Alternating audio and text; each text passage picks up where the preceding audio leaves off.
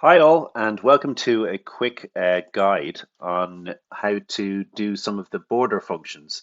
So if you're a livery owner or a boarder, and you want to be able to kind of discuss with your centre in terms of planning for horse care entries and that kind of stuff, depending on the permissions that the centre has decided to go with, some of these tips might be very useful for just communication with the center. Okay, so first of all, let's just kind of give you a bit of a rundown of what you can do.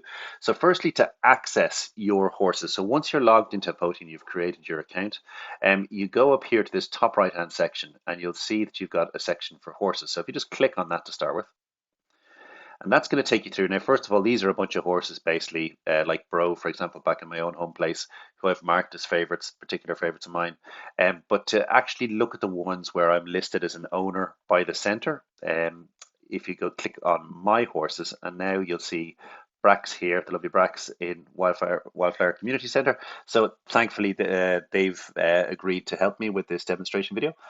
So he's now listed as being a horse that I'm actually linked to and have permissions to kind of have a look at his profile, for example. So I can click on this to open up his wall, or I can go back a step. Here in this section here, the horse care section, I can actually go in and there's nothing listed at the moment, but I can actually do things here, like I can start a new entry. So let's say, for example, that I'm in charge of the shoeing potentially for this horse, and I get a note that he was actually shod just a couple of days ago on the 13th, and he got a full set of shoes. Okay, and I can add that to his profile. And then if I want to schedule him for one for the future, I can just go and say if I'd made a mistake there, this is actually quite handy. Maybe I got it wrong and maybe it was actually Tuesday. I can just drag that over to the other date. So that's fine.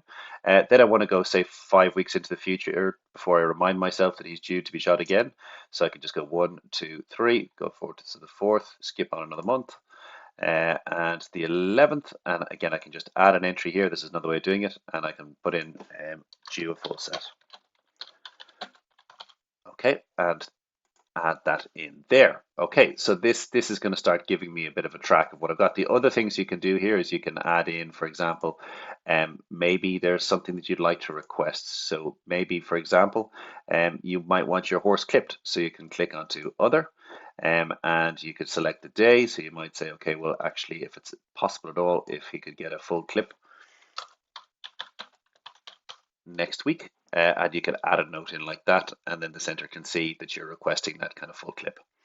The other bits and pieces to note here, you can, if you need to, you can print off your horse records from here. You can kind of select your date range and then just print off. This is also very handy if you do need to do something, just to show you one for vaccinations, for example.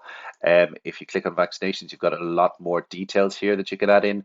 And on any of these entries, you can add or upload as many images and documents that you might want to kind of back up something. So say, for example, you might have PDFs or something like that from a vet report, or maybe it's the details of the vaccinations or something like that you might want to upload. It's a nice, kind of a handy place to be able to keep all those documents stored under the one record. And you can add some now by this, and then you can go back and add more later if you need to. So that can be very handy. Other ones, for example, is if you did need to, for example, maybe he's got a veterinary issue and maybe he's going to be out for a few days. So you could mark him as being out for multiple days and he's not going to be back in work for a week.